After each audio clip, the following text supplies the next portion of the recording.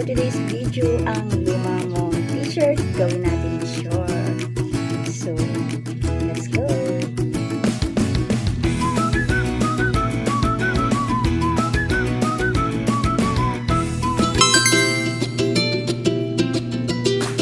Ayan guys, meron ako ditong lumang t-shirt. Kung sawa ka na sa iyong t-shirt, gawin mo namang short. So, paano? Ganito lang yan. Ayan, ihanda natin ang t-shirt na gagamitin. So, for adults ito. Yan, next na gawin natin ay ilatag natin ang t-shirt at itupin natin ng pahati. Yan, ganyan.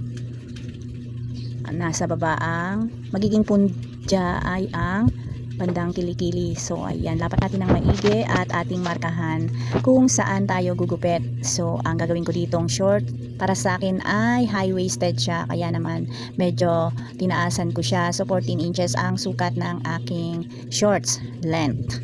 Ayan. Tapos dito sa bandang kilikili na yan, ay gagawin kong crotch. Hinati ko lang yung manggas. At kinuhitan ko ng pa-islant. Ayan. So, magiging crotch yan. Then, nag-adjust lang ako dyan ng tela para sa ating sewing allowance 2 inches na tupi. Yan. Tapos sa bandang itaas ay binawasan ko rin ng tela at kukuha tayo dyan ng para sa ating waistband para sa garter natin. Ayan, gupitin na natin ang mga may marka.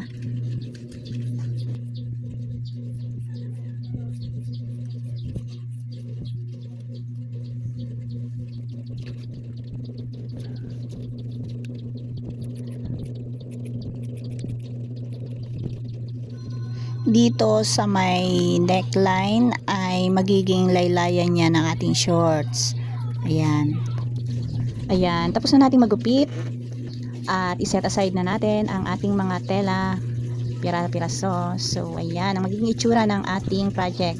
Ang gagawin natin next ay gupitin natin ito para siya ang magiging gilid ng ating short. Ayan.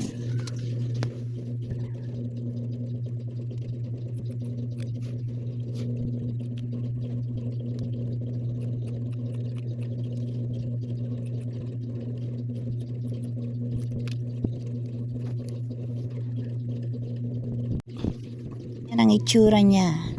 So, naging 2 pieces siya.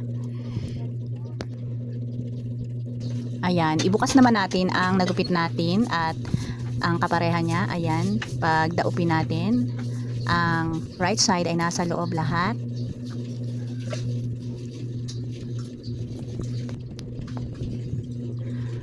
Next, gumawa naman tayo ng paha mula sa ating ginupit na. Ayan, kompleto na ang ating bubuuhin na short with paha and with garter.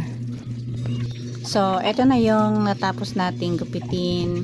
Ayan, meron na rin dyang garter para syempre sa aking waistline. Now, punta na tayo sa ating edging machine at dito natin unang gagawin ang paha at ang side close.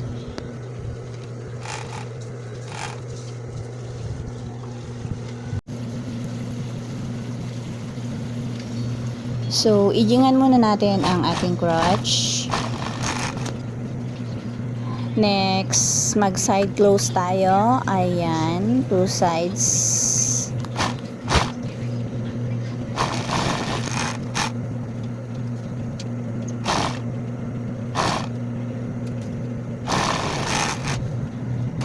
Pasadahan natin ang bewang. Ayan, ijingan. Ayan ang itsura. Next, ihanda na natin ang paha. Ilagay natin ang garter sa loob.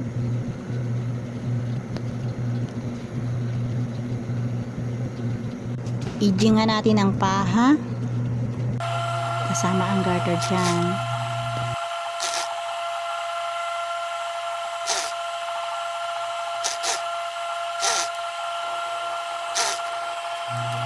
Next, punta tayo sa high-speed sewing machine. Ayan. Tutupian natin ng laylayan. At ikakabit natin ang waistband gamit ang kakulay na sinulid. Ayan. tahian muna natin ang crotch para matibay siya. Tapos sukatan natin ang kanyang laylayan, 2 inches. Ayan, fold natin yan ng 1 inch.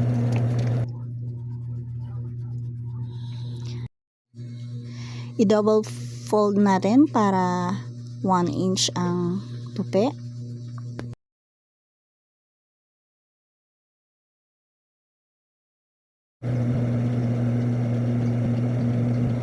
Pin and sew.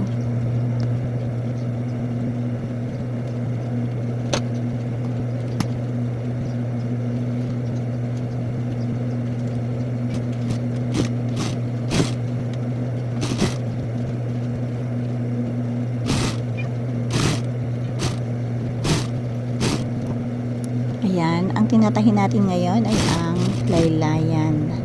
So, gawin natin sa kabilaan. Ang tupi dito ay 1 inch lang.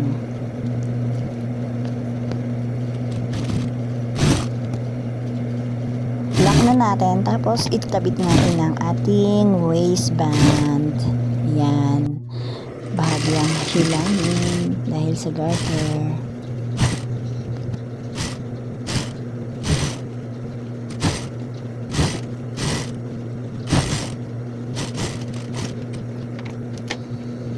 Ayan, natapos na natin ang ating shorts. Ayan, ang kanyang crotch. Nice. High-waisted yung short na yan. At syempre, para sa akin, ayan, ready na akong suotin ang aking shorts na natapos ngayon. Nice, diba? And that's all for today's video. Thank you for watching and follow for more. Bye everyone.